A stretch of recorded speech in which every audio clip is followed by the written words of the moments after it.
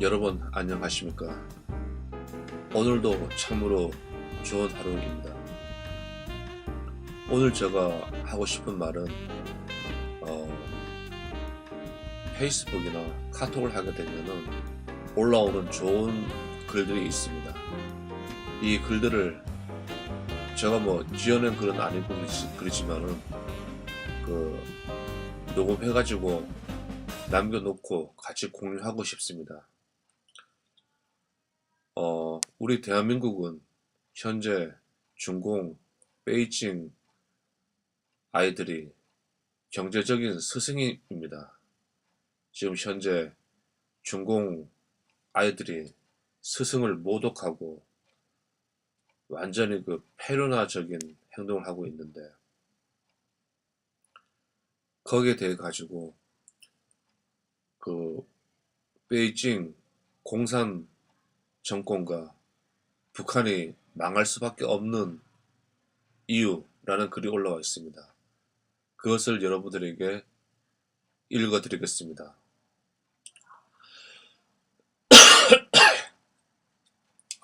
이게 다 기침하는 게 중국 동먼지 때문에, 중국에서 날라오는 동먼지 때문에 이렇게 우리가 기침하는 겁니다. 읽어드리겠습니다. 수출 주도형 정책을 역사상 최초로 성공시키는 국가가 대한민국이면은 틀림이 없으나 아이디어 자체는 한국산이 아니었다. 그 배경은 대단히 복잡하지만 아무튼 수출 주도형 정책과 유사한 생각이 처음 개진된 것은 이승만 대통령 말기인 1958년이었다. 한국과 미국 관리의 주도로 형성된 부흥부 산하의 경제개발위원회, 영어 나오네, 이코노믹 디벨롭먼트 카운실과 한미경제기억위원회, 코리안 어메리칸 이코노믹 보드의 활동이 효시였는데, 위원회의 제안 중 핵심 내용은 경제의 안정화와 환율 제도의 현실화였다. 여기서 경제의 안정화란 후진국 경제의 병폐인 재정 적자와 뒤를 잇는 통화 남발을 하지 말라는 것이고, 환율 제도의 현실화란 외환 부족과 고정 환율제의 결과인 통화의 고평가를 현실화하라는 것이었다. 정부의 재정 및 통화 정책이 건전하지 않으면 외국의 투자 혹은 차관이 들어오지 않을 것이며, 환율이 고평가되면 상품값이 비싸져 외국에 수출을 할 수 없다는 의미였다. 수출 주도형 정책이 왜 여기서부터 연유되었는지를 알 수 있는 대목이다. 하지만 이승만 대통령 시절 여러 가지 정치 경제적 이유로 정책은 실행될 수 없었다. 후일 같은 아이디어를 받아들여 실천한 인물이 바로 박정희 대통령이다. 1964년 5월 미화 1달러에 130원 하던 한화의 환율은 250원으로 평가절하되었다. 역사는 이 조치를 인류 역사상 최초로 수출 주도형 정책이 시행된 원년으로 기억하고 있다. 이승만 대통령 때와 흡사하게 1965년 미국의 원조 전문위원과 한국의 고위 경제관리들로 구성된 공동수출개발위원회 조인트 익스포트 디벨롭먼트 커뮤니티가 성립되면서 정책을 주도하게 된다. 외국인 투자의 활성화를 위해 마산 등의 수출 자유 지역이 조성된 것은 물론이다.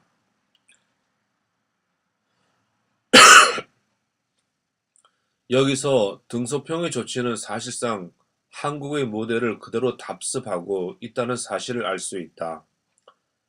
단지 차이가 있다면 한국의 경우는 주로 미국이 주선한 외국의 차관을 통해 자본을 조성하였고, 중국은 외국인 직접 투자를 받아들이며 필요한 자본을 조달했다는 사실이다. 아무튼 경제 정책에 관한 한 우리가 스승인 이유를 알 수 있는 대목이다. 지금부터는 의 경제 개발 전략이 왜 서구식 경제 발전과 차이가 나는지를 알아보기로 한다. 경제의 생산 요소는 네 가지로 구성되어 있다. 노동, 토지, 자본, 그리고 기술이 그것인데, 기계적으로 생각해도 생산 요소가 투입되고 제대로 관리만 되면 산출은 있기 마련이다. 경제의 투입, 산출 원리를 수출 주도형 정책에 투영해 보면 다음의 결과를 얻을 수 있다. 우선 저개발 경제의 경우 임금은 대단히 쌀 것이므로 노동을 투입하는 데는 애로가 없을 것이다. 토지의 경우도 흡사하다. 대부분이 농지일 것이므로 싼 값에 토지를 조성하는 것 또한 별 문제는 없다. 자본이 문제인데 중국은 외국의 투자, 한국은 차관을 통해 문제를 해결했다. 마지막으로 기술은 가지고 있지 않지만 별로 문제될 것은 없다. 가발, 운동화, 옷 등의 생산을 위해 간단한 기계를 외국으로부터 사오든가 아니면 복제하면 되기 때문이다. 여기서 저개발 경제를 띄우는 핵심 요소는 결국 자본이라는 사실을 알 수 있다. 등소평이 외국 자본의 유치를 위해 두 발 벗고 뛴 이유가 설명된다. 문제는 그렇게 만들어진 상품을 국내에서는 소비할 수 없다는 사실이었다. 내국인들이 소득 수준이 워낙 낮아 소비가 불가능한 것이 이유이다. 따라서 외국 소비자에 의존할 수밖에 없는데 생산된 물품을 주로 외국에 수출한다는 의미에서 수출 주도형 정책이라고 부르는 것이다. 여기서 서구의 발전 패턴과는 근본적인 차이를 하나 발견할 수 있다. 서구의 경우 국내에서 부족한 소비를 외국에서 찾은 적은 없기 때문이다.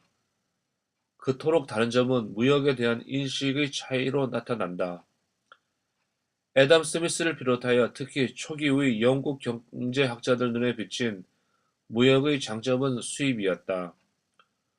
우리나라에서 생산되지 않는 물건 혹은 가격이 비싼 물품을 수입함으로써 국민의 복리 증진, 즉 더 좋고 싼 물건의 사용이 가능하다는 것이었다. 여기서 수출은 수입에 필요한 돈을 벌기 위한 수단이었다. 따라서 바람직한 무역 패턴은 수입과 수출이 균형을 이루는 것이었다. 물론 수출을 통해서 돈을 버는 것은 사실이지만 그것만이 수출의 목표는 아니었다. 이는 중국이 수출에 목을 메고 있는 것과는 전혀 다른 양상임을 알 수 있다. 서구의 시각에 비추어 보면 수출 주도형 정책은 불균형 성장이다. 다시 말해 저개발 경제의 한계와 생산 요소의 부재를 극복하기 위한 국유지책인 셈이다. 다음의 통계는 불균형의 정도를 보여주고 있다. 국내 총 생산에서 수출입을 합한 총 무역액이 차지하는 비율을 무역 의존도라고 하는데 금융위기의 파고가 들이닥치기 직전인 2008년 중국은 75%의 의존도를 기록했다. 반면 같은 해 미국과 일본의 의존도는 각각 23%와 32%에 불과했다. 또한 국내 총 생산에서 소비가 차지하는 비율 역시 미국의 경우 71%는 반면 중국은 그 반에 불과한 35%에 머무르고 있다. 중국의 국내 소비가 여전히 부진하다는 것이므로 수출 주도형 정책의 정의, 국내 소비가 부진가 그대로 맞아 떨어진다는 사실을 알 수 있다. 중국이 왜 그토록 환율이나 혈가 절상에 저항하는지를 알 수 있는 대목이다. 미국의 요구대로 위안화가 평가 정상되면 경제 성장의 견인차인 수출이 부진해질 것이고 경제 성장률이 저하와 실업의 증가가 뒤를 잇기 때문이다. 여기서 바로 압축 성장의 비결을 알 수 있다. 서구의 경우 기술의 진보가 상품 생산과 소비를 이끌었으므로 기술이 개발되는 것만큼 소비가 촉진되었다는 것을 알 수 있다. 한마디로 중국 경제는 싼 임금 위에 세워진 사상 누각이다. 미국은 중국을 잡으면 북한과 종북 정권을 잡을 수 있는 길을 찾을 것이다. 폭폭보다 더 좋은 방법이 아닌가. 시간은 북한에게 불리하게 가고 있다. 세상에 시간보다 무서운 건 없다. 국제 공산주의 정권은 역사의 뒤안길로 사라졌다. 그런데도 그 썩은 동아줄을 붙잡고 세계를 현혹하는 붉은 정권 셋이 있다. 중국 인민공화국과 중화인민공화국 중공과 조선인민주의 북한과 그리고 현재 남한의 주사파 정권이다.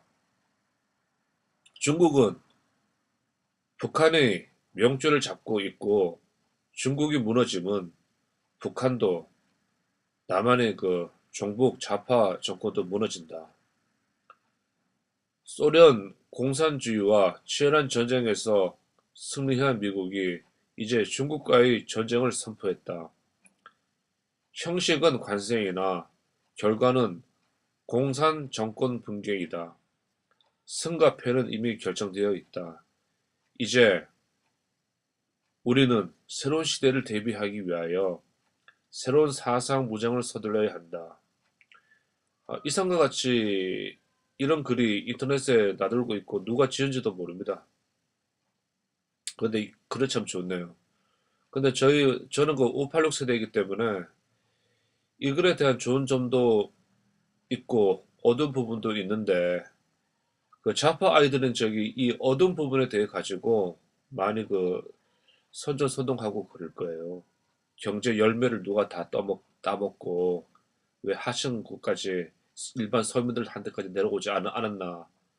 그런 것을 집중적으로 이제 좌파 아이들하고 운동권 아이들은 그것을 조명해가지고 선전선동하고 그래서 지금 정권을 잡고 노조가 만들어지고 농민운동하고 그런 겁니다. 제가 뭐 이해할 수 있는 거는 이건데 이거는 저 방송이고 그러니까 여러분 제가 여기까지 읽어드렸습니다. 그리고 종종 이제 이런 좋은 글을 녹음해서 올려놓겠습니다. 뭐 보시고 안 보시고 듣고 안 듣고는 여러분들 마음이고 그러니까 그 마음대로 하십시오. 저도 뭐 배짱입니다. 구독자 수 없어도 좋고 광고 안 붙어도 좋아요. 안 보셔도 되고 뭐 세월이 녹으나 뭐 저기 태양이 떨어지나 세상 그렇게 사는 겁니다. 네, 감사합니다. 감사합니다. 연결.